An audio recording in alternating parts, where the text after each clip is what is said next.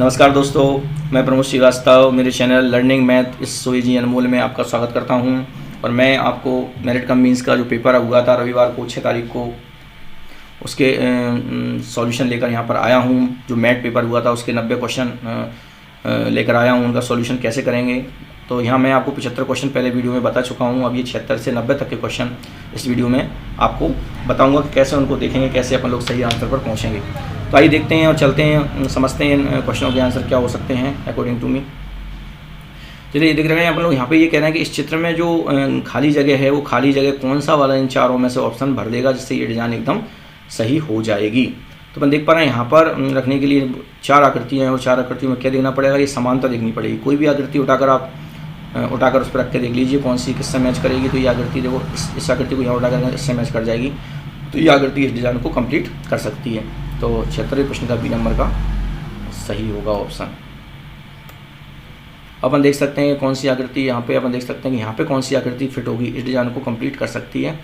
तो यहाँ पे इस साइड गोला होना चाहिए कोई सा, तो ये देखो ये वाला अगर अपन लोग उठा के यहाँ फिट कर देंगे तो आकृति राइट हो जाएगी। यानी 77वें प्रश्न का डी नंबर का ऑप्शन सही होना चाहिए। 78वें नंबर का प्रश्न देख लेते हैं अपन लोग। यहाँ पर लिखा है 78वें प्रश्न में, तो यहाँ पे अपन देख रहे हैं इसमें कौन सी आकृति है जो उसको डिजाइन बना रही है। देखो ये सभी इधर ये खाली वाला इस साइड घूम रहा है, तो यहाँ खाली वाला इस साइड आना चाहिए, भरा वाला इस साइड आना चाहिए। देखें कौन सा है, ये देखो खाली वाला इस साइड और भरा वाला इस साइड, ऐसी आकृति घूम रही है। तो 78वें प्रश्न का बी नंबर का सही होना चाहिए। 79 79, तो 79 नंबर का जो प्रश्न है उसको देख लेते हैं कौन सी डिज़ाइन इसको फॉलो करती है। तो अपन देख सकते हैं यहाँ पे ये कंप्लीट होना चाहिए, इसको कोने पर कुछ आना चाहिए, तो इसको कोने पर कौन से इसमें ये देखो यहाँ पे फिट हो जाएगा, ये इसके सामने आ जाएगा डिज़ाइन। तो ये जो आकृति है इसमें भरने पर ये पूरा डिज़ाइन सही हो जाएगा। यानी 79 जो क्वेश्चन है उसका आंसर ए नंबर का सही है।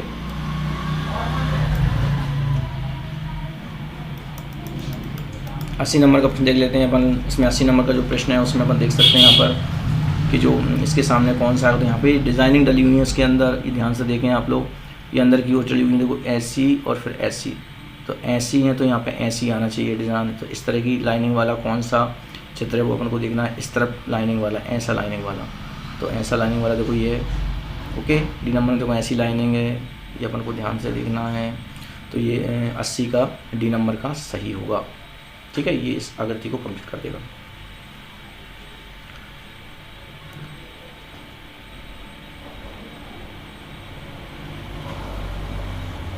अब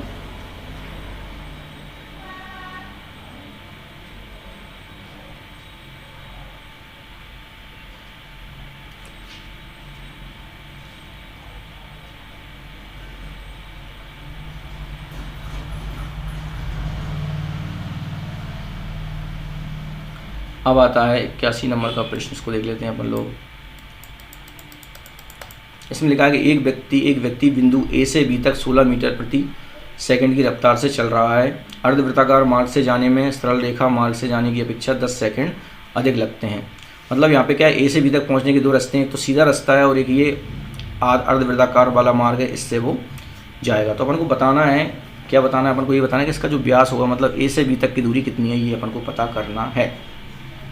तो पहले अपन देख लेते हैं यहाँ पर कि अगर इस तरह की चित्र आते हैं तो यहाँ पे अपन को एक रेडियस भी रहेगी उसमें, और परिधि का आधा हिस्सा है और ये व्यास है, मतलब त्रिज्या का दुगना है। ये माइंड में अपने होना चाहिए। तो चलिए बात करते हैं यहाँ पर। सबसे पहले देखो 16 क्या है, इसकी चाल है, और अपन को चूँकि समय यहाँ पे समय में संबंध यहाँ पे दिया हुआ है, तो अपन लोग चाल से पहले समय निकाल लेते हैं। तो यहाँ पे अपन जानते हैं कि ये जो दूरी है वो 2r रहेगी, और ये वाली दूरी जो है परिधि की आधी रहेगी। परिधि अपनी 2πr होती है, 2πr की आधी करेंगे तो कितनी रह जाएगी, वो πr रह जाएगी, ओके। और त्रिज्या इसकी r है, तो इसका जो पूरा मान है व्यास है, तो वो 2r रहेगा। मतलब इसमें दूरी 2r काम करेगी और इसमें जो दूरी है वो 2πr की आधी हो जाएगी, मतलब πr हो जाएगी। तो दूरी यहाँ पे πr रहेगी और यहाँ पे दूरी 2r रहेगी। तो इन दूरियों की मदद से और इस चाल की मदद से अपन लोग समय निकाल लेते हैं, ओके।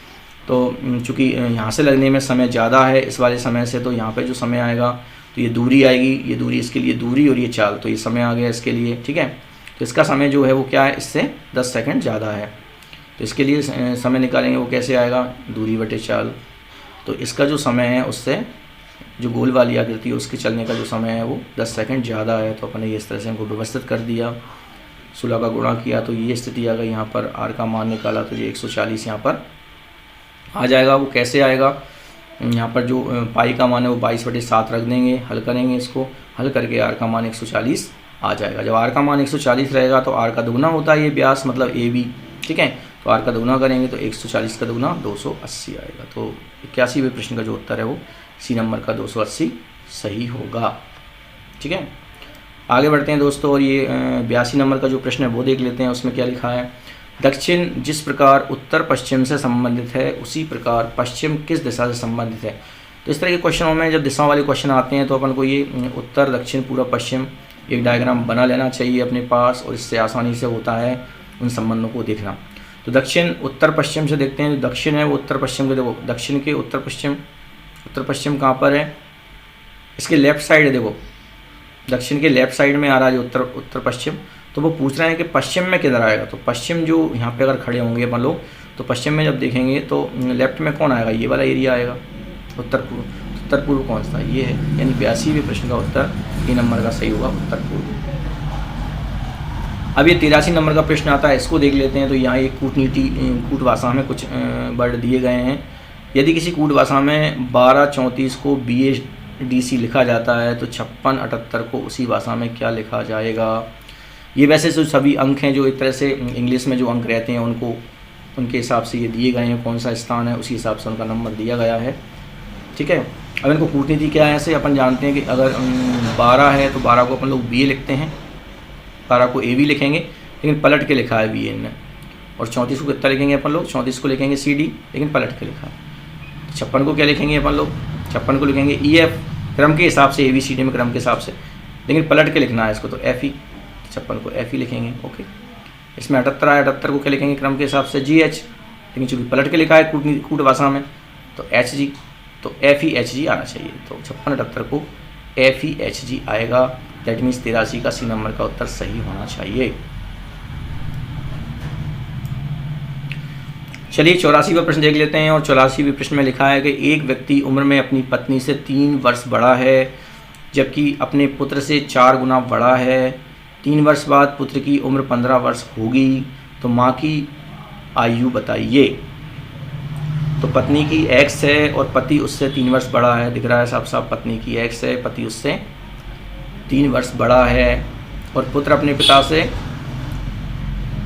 4 गुना बड़ा है। मतलब पिता जो है पुत्र से 4 गुना बड़ा है, मतलब पुत्र पिता से 1/4 है, कहने का मतलब उसकी उम्र है बच्चे की वो पिता से 1/4 उम्र है। तो ये पिता की उम्र के हिसाब से X + 3/4 ये पुत्र की उम्र हो गई। यहाँ पर अपन देख रहे हैं कि पुत्र की उम्र जो है वो 3 साल बाद 15 हो जाती है। तो जो पुत्र की उम्र है उसमें अगर 3 जोड़े तो कै के बराबर होगा, 15 के बराबर यहाँ पर होगा। तो अपन अगर इसे सॉल्व करते हैं तो 4 × 12 और 15 × 4 = 60, ये हो जाएगा। ये 12 और 3 15 हो जाएंगे, 15 इसमें से घटेंगे 60 में से तो 45 आएंगे। X का मान 45 आएगा। तो X क्या है, X पत्नी की उम्र है यानी माँ की उम्र है, तो ये 45 आएगा। यानी कि 84वें प्रश्न है उसका उत्तर डी नंबर का 45 वर्ष सही होना चाहिए। अब यहाँ पे 85वां क्वेश्चन एक पहेली टाइप का क्वेश्चन है। इसमें पहली सी आई है, एक लिखा है कि 3 पिता और उसके 3 पुत्र एक साथ एक होटल में खाना खाने गए हैं। भोजन करने के बाद उन्होंने ₹60 का भुगतान किया है। प्रत्येक के भोजन की औसत राशि कितनी होगी। तो यहाँ पे 3 पिता और 3 पुत्र को एक विशेष तरीके से यहाँ पे अपन को ध्यान देना है। एक पहेली टाइप की है यहाँ पर, 3 पिता और 3 पुत्र। तो अपन देख सकते हैं अगर इस क्रम में इनको जमाया जाए, पुत्र पिता दादा परदादा, है ना, पुत्र लिखा जाए फिर पिता फिर दादा फिर परदादा।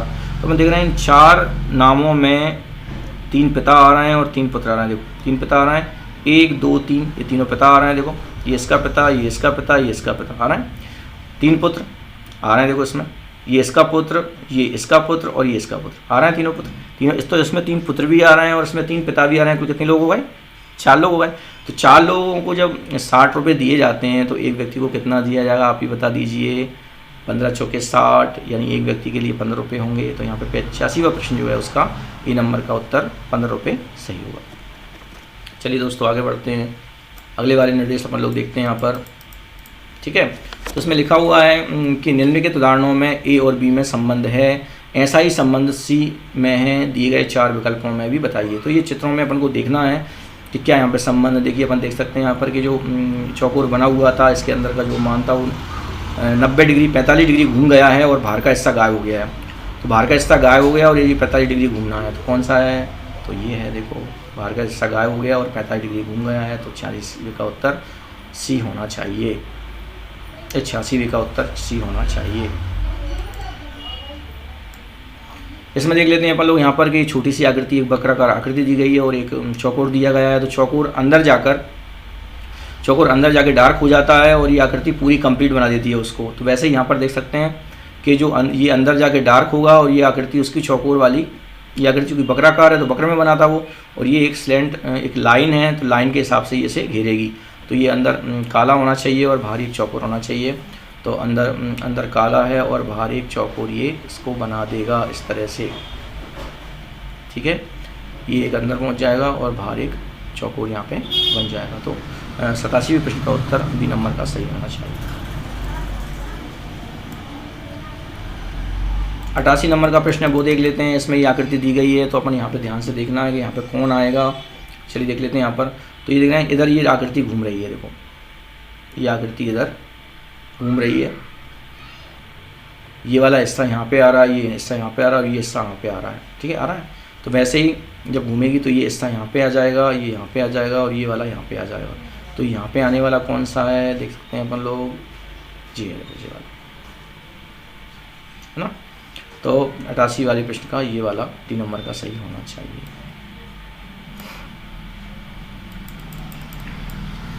89 नंबर का जो प्रश्न है वो अपन देख लेते हैं। 89 नंबर के प्रश्न में देख सकते हैं कि इस आकृति में जो संबंध है वही यहाँ पे अपन को संबंध ज्ञात करना है। तो यहाँ पे हम देख पा रहे हैं कि जो आकृति यहाँ पे मौजूद है उसमें अंदर एक गोला बन जाता है, अंदर एक गोला बना हुआ है, बाहर की आकृति वो अंदर जाकर गोल बन जाती है यहाँ पर। तो वैसे इस वाली आकृति में अपन जानेंगे कि अंदर जाकर ये चौकोर बनना चाहिए इस आकृति में यहाँ पर। तो अंदर जाके चौकोर कहाँ बन रहा है, ये बन रहा है यहाँ पर। तो इस तरह से ये 89वें प्रश्न का उत्तर ये ए नंबर का होना चाहिए। आकृति बोल रही है कि अंदर जाकर वो गोला जो है गोल बन जाता है, तो अंदर जाकर ये चौकोर यहाँ पे बनना चाहिए।